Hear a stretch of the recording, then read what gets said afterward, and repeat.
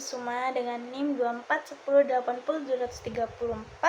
dari Prodi Perbankan Syariah. Oke, di sini aku mau ngejelasin nih teman-teman tentang peradaban Islam pada masa dinasti Utsmani nih teman-teman. Lanjut ya, langsung aja maksudnya. Untuk latar belakang dinasti Utsmani nih teman-teman.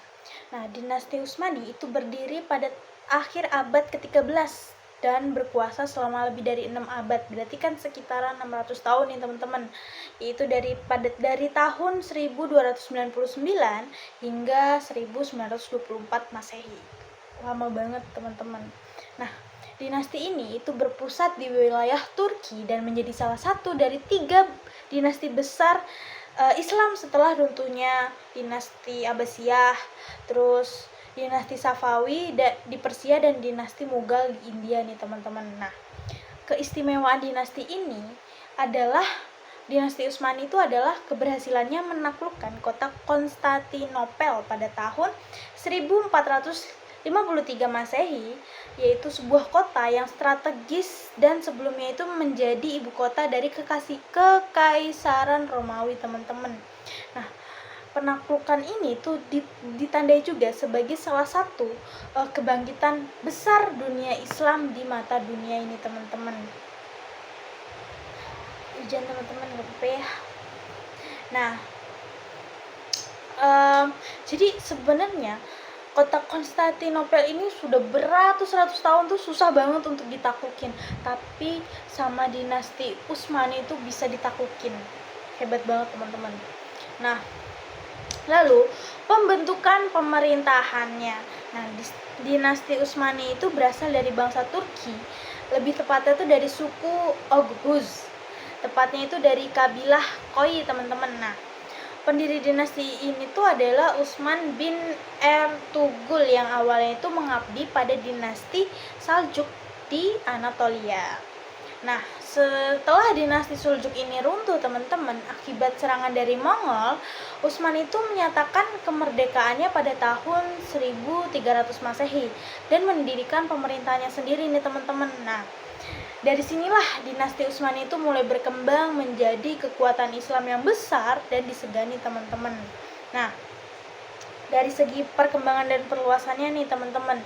Nah, pada masa awal dinasti Utsmani itu mengalami pertumbuhan yang pesat. Nah, di bawah kepemimpinan Orhan.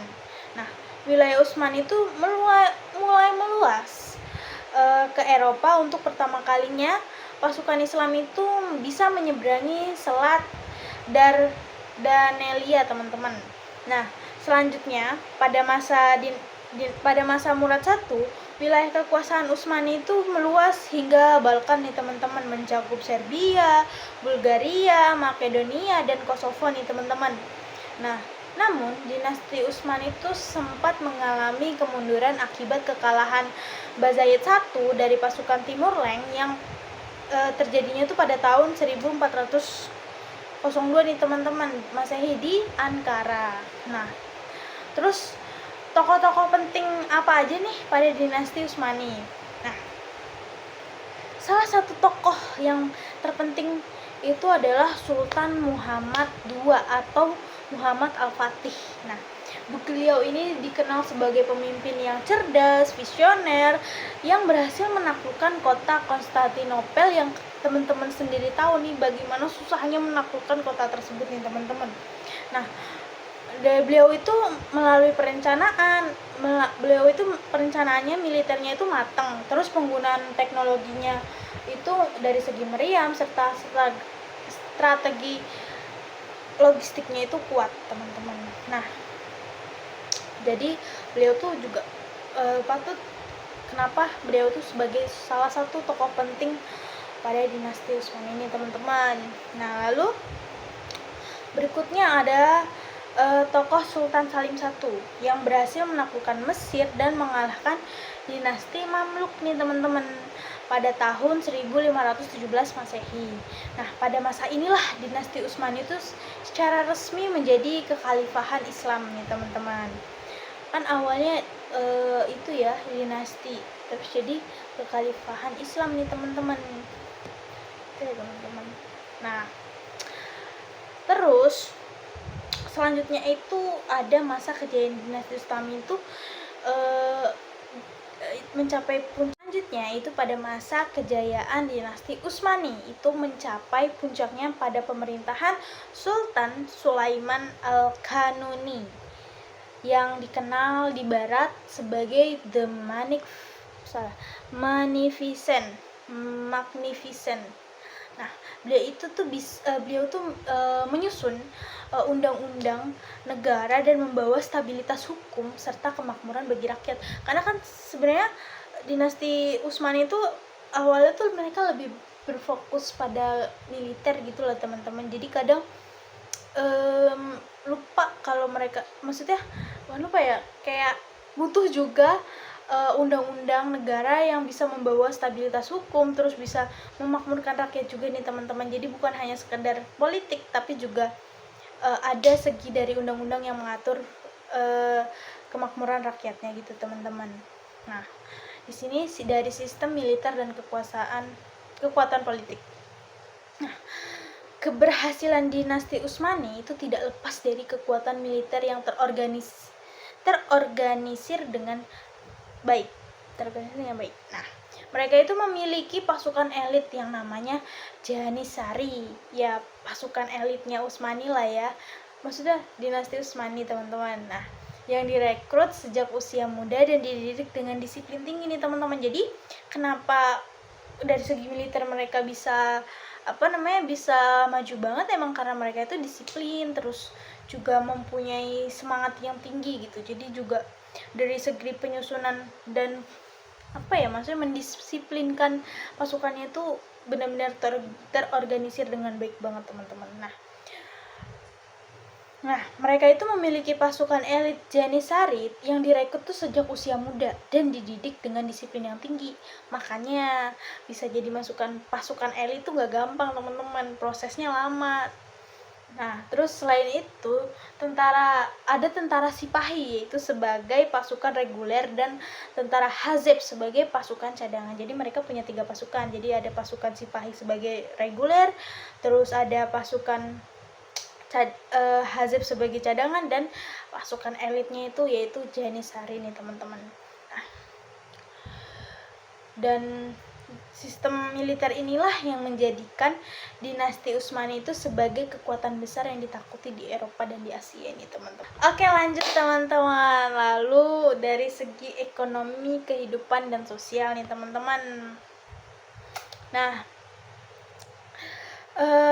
perekonomian dinasti Utsmani ini ditopang oleh yang pertama pajak wilayah kekuasaan, terus ada perdagangan internasional, lalu ada rampasan perang nih teman-teman.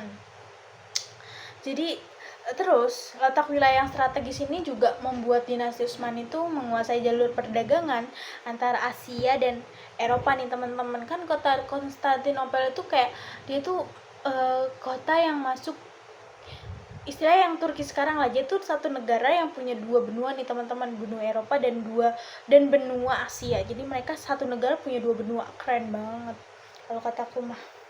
Nah, jadi namun wilayah yang sangat luas dan peperangan yang terus berlangsung itu menyebabkan beban ekonomi itu semakin tinggi teman-teman. Ya pokoknya kalau semakin besar wilayah harus pinter-pinter lah dalam mengatur administrasi negara nih teman-teman. Nah, dari segi sosial dinasti Utsmani itu memimpin masyarakat yang sangat majemuk, yang itu terdiri dari berbagai suku, sama banget kayak di Indonesia. Kita kan dari berbagai etnis, suku, ras, beda-beda, sama mirip-mirip sama dinasti Utsmani ini teman-teman. Nah benar, berbagai suku, bangsa, dan agama. Nah, toleransi beragama di sini tuh diterapkan banget nih teman-teman. Meskipun pengelolaan masyarakat yang heterogen ini tuh membutuhkan administrasi yang kuat juga. Jadi kayak wilayahnya luas, masyarakatnya majemuk, harus bisa mengelola ekonominya dengan baik dan administrasi negaranya dengan baik juga nih teman-teman. Nah, terus faktor kemundurannya nih. Memasuki abad ke-17, dinasti Utsmani itu mulai mengalami kemunduran. penyebabnya itu yang pertama lemahnya kepemimpinan para sultan nih teman-teman. Terus kemerosotan ekonomi akibat peperangan. Jadi kayak kan perang terus teman-teman. Perang itu kan juga membutuhkan yang namanya anggaran lah ya. Nah kalau perang terus tuh juga anggarannya juga terus dikeluarin gitu. Nah itu juga salah satu faktor kemunduran pada dinasti Utsmani nih teman-teman. Lalu gaya hidup mewah para penguasa. Nah ini teman-teman, aduh, gak zaman dulu, zaman sekarang pasti kenapa ya gitulah ya. Gak semua teman-teman. Nah, di sini terus gaya hidup mewah para penguasa nih teman-teman. Jadi gaya hidupnya mewah, tapi rakyatnya nggak mewah. Gimana dong? Nah, terus munculnya gerakan nasionalisme di wilayah penjajahan. Terus ada kemajuan teknologi dan persenjataan di Barat nih yang tidak diimbangi oleh dunia Islam. Jadi kayak lama-lama Eropa berkembang gitu. Terus karena karena tidak diimbangi dengan dunia Islam, jadi kayak lama-lama dinasti Utsmani itu semakin melemah gitu teman-teman. Terus akhir dari dinasti Utsmani ini. Nah, kemunduran dinasti Utsmani itu berakhir dengan runtuhnya kekhalifahan pada tahun 1924 nih teman-teman. 24 Masehi. Berarti itu sekitar 21 tahun lagi Indonesia merdeka tuh teman-teman. Nah, sistem kekhalifahan itu dihapus dan digantikan oleh Republik Turki di bawah kepemimpinan Mustafa Kemal Atatürk tuh teman-teman. Nah, coba bayangin teman-teman, kalau dinasti Utsmani masih berjaya gitu ya sampai sekarang, kayak keren banget sih kalau kata aku juga. Nah, pemerintahan ini tuh menandai berakhirnya kekuasaan Islam terbesar dalam sejarah dunia teman-teman. Gak apa-apa teman-teman, sesuatu tuh kadang ada waktunya juga gitu. Nah, karena kita udah di akhir dinasti, kayaknya udah nih teman-teman. Sekian ya teman-teman video dari aku. Kalau misalnya ada salah pengucapan, salah bawa materi, mohon dimaklumi teman-teman, karena saya pun juga masih belajar teman-teman. Sekian video dari saya. Billahi taufiq wal hidayah. Wassalamualaikum warahmatullahi wabarakatuh.